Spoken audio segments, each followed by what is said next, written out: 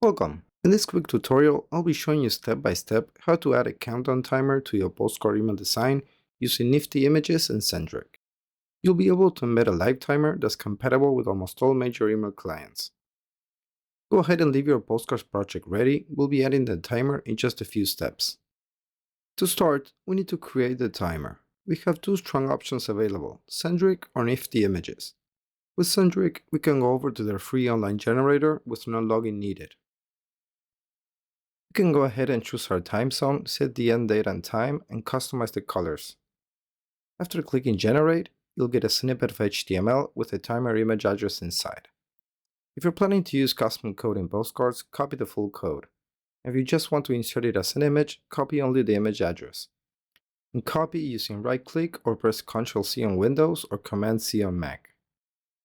Option 2 is NiftyImages, which provides excellent design control. After you have logged in, we go to the countdown timer section, pick a style, and you'll enter the editor. From here, you can tweak the labels, fonts, spacing, and colors until you're happy with your design. Once you're finished, click Save in the top right, give your timer a name, and you'll be taken to the export page. Here you can see the code for the timer along with extra features such as expiration images and advanced customization in the More Options tab.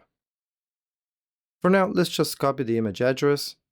In our second method, we'll be using the full HTML snippet instead of just the image link. With the address copied, let's head over to Postcards. And since we're inserting the timer as an image, let's head over to the Layout panel. Find the module where you want the timer to go. In my case, I want the timer right above this headline. Then simply hover your mouse above or below the elements until you see the little blue plus button. Click it and choose Image from the menu.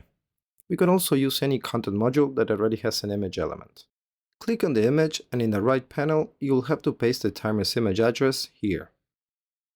You should see it up there right away with your timer. And finally, you can go ahead and tweak the spacing and width if needed.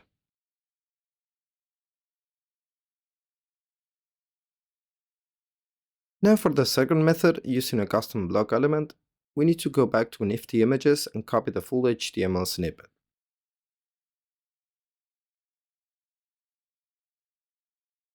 With the full HTML code copied, go over to the Layout panel and same as before, we click the plus sign and then choose Custom Code.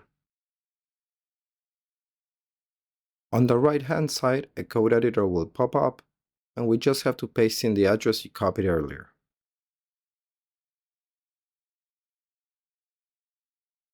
Now you can adjust the spacing and width.